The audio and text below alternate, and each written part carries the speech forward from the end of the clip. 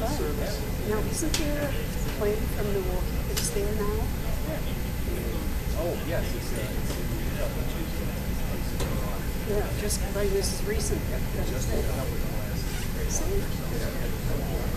I hadn't seen this brand new. What's your name? Well, good morning, everyone. Thank you all for being here, and we're really excited today to have the governor here with us. I wanted just a couple of comments. A year ago, I wouldn't have dreamed of doing what we're doing right now. We're looking for more property in the state of Wisconsin. We need to expand this building. We wouldn't have done that had this governor been elected last year. It's a critical thing. I was born and raised in this city, in this state, and the fact that I was really annoyed that I couldn't be competitive in Wisconsin. But we've got a governor who understands it, and I think we'll get that done. So here he is, Governor Walker. Thank you. Thank you.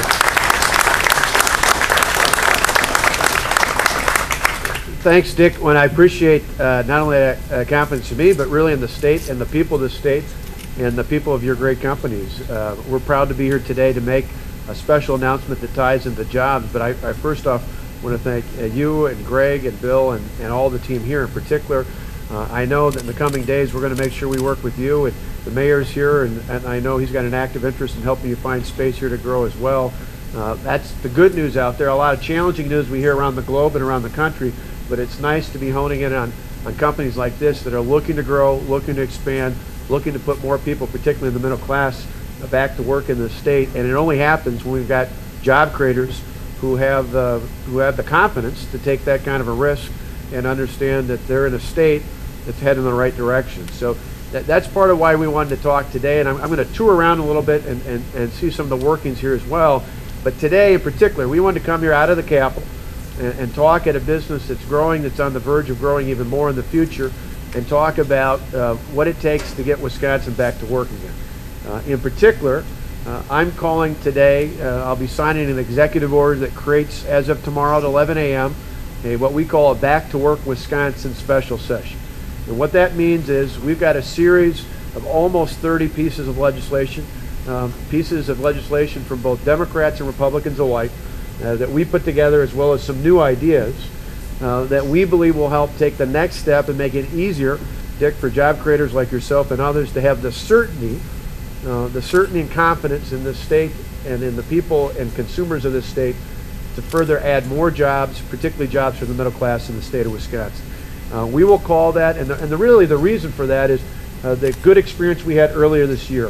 On January 3rd, just down the way at the Capitol, right after I took the oath of office as your 45th governor, I went out and signed a similar action that called the legislature into a special session on jobs. They came in for about 4 to 5 weeks and worked on a series of proposals we had out there that ultimately made it easier to do business in the state of Wisconsin. Exactly what you were talking about. Restored that confidence. I said the night of the election that Wisconsin was open for business, but I said on January 3rd we really started proving it. And we did all sorts of things that restored confidence, and the results were positive. In the first 6 months of the year, from January through the end of June, we saw nearly 40,000 new jobs in the private sector. That was twice the rate of growth of what we saw in the national economy when it came to jobs.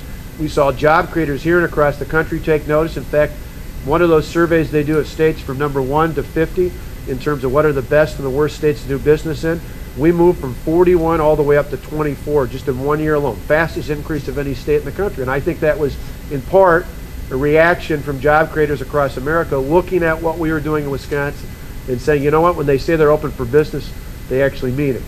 Even within our state, we saw not long after that, there's an annual survey that the Chamber of Commerce does across the state where they survey job creators and say, what's your feeling about where Wisconsin's headed?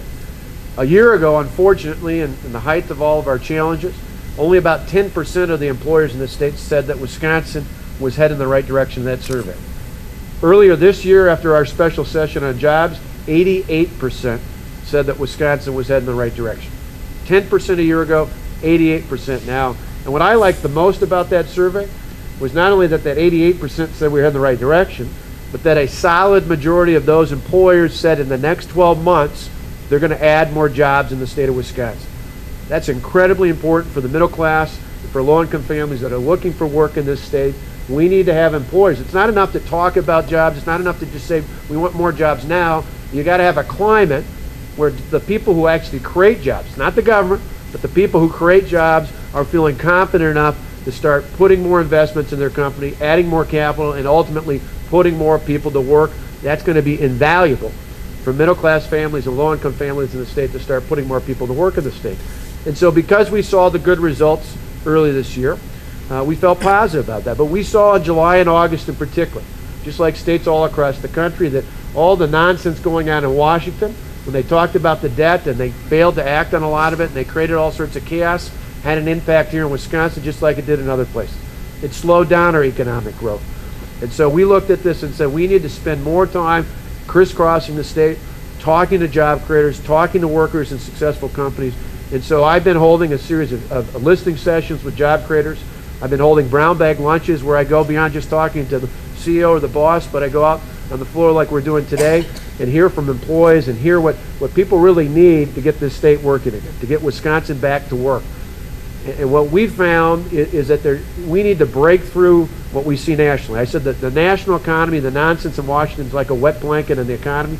We need to punch through that blanket and show that Wisconsin can lead the way to recovery.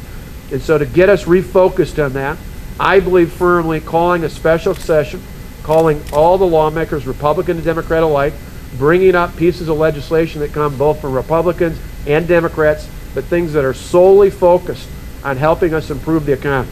Things like ways we can provide greater access to capital so that employers can invest in that new equipment and new technology that puts more people to work.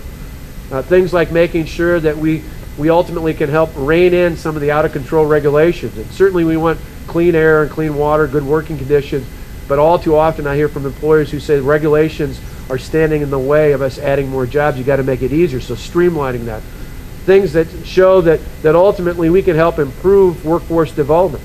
One of the biggest concerns I hear from employers all the time is while they've got great employees, there's not enough new skilled workers that are ready to come into the jobs that are available. So we need to do more to make sure we tackle workforce development issues. We need to do more in terms of changing the tax climate, particularly when it comes directly linked to jobs, and making it easier and providing incentives for those companies and individuals that want to add more jobs, giving them a tax incentive to do just that, because ultimately we want more of our people back to work. We need to make sure along the way that when we do that, we've got investments in our infrastructure. We keep up in particular our transportation so we can get our product to and from the market. And finally, we need to have certainty when it comes to the litigation climate in the state. You know, all too often I hear about red tape and I hear about lawsuits as being a challenge for employers not being able to add more work. And we want to make sure in each of those categories we provide more certainty and more stability for our employers, because in the end, I know, having traveled the state, Dick, like you talked to me about just coming in here, there's a great many employers in Wisconsin who are on the verge of being in a position where they can add more jobs. They can put more middle-class people back to work in this state, but they need to have the certainty to know that if they take that kind of risk, the state's going to be there with them. The state's not going to make it more difficult. If anything, the state's going to make it easier. And working with our partners in the local government, we can do that. So today, my belief is we've already got the legislature coming in this next month into the first week of November. They were coming in to talk about other things. We want them to be focused like a laser beam on jobs. We believe that was the great focus and the great success we had early on this year, when in January going into February, we had Republicans and Democrats alike voting for our bills in the special session. It helped open the door towards greater confidence and stability in the marketplace. It helped us put more people to work in the private sector. It helped make improvements in the middle class. We've seen that slow in July and August because of the nonsense in Washington. We want to show that their capital may be messed up out east, but in our capital, we're going to show a way to bring people together. It's why we specifically went out and found pieces of legislation from both political parties, with authors from both political parties, to say, you know, it's not about a Republican job or a Democrat job, it's just about Wisconsin jobs. And so that's why what we're announcing here today, and that's why I want to announce it with all of you, because the last thing I'll just kind of say in summary, beyond just this specific announcement about our special session, is that I'm an optimist. And I know there's a lot of challenges out there, but I think great challenges bring great opportunities.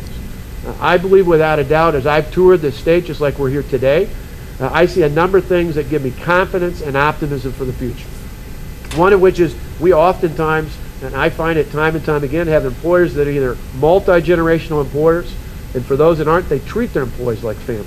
And they're vested here, and they've got roots here, and they want to grow here. But what I hear more often than not from employers like that, like here today, are saying, you know, we want to grow, but the biggest challenge standing in our way more often than not is the government. And if you can make it easier to move forward and put people back to work, we're ready to put people back to work. Along the way, not only with employers, but I see across the state an incredible workforce. I see people who are well-trained, well-prepared, who work hard starting on Monday morning all the way through the end of the day, at the end of the week on Friday, who work each of their shifts, who bring great skill and dedication, and I see it here again today, and I think that's one of our secret weapons. You know, one of the things I hear about when I travel and talk to businesses from other parts of the country and others across the globe is they don't always have that kind of work ethic that we have here in the Midwest. And so one of our strengths is having a good and solid workforce. And again, we want to make sure that we make it easier to attract people like yourselves to fill those new jobs, those new openings that will come from growth and expansion, so we continue to have that as one of our strongest selling points for coming here in this state.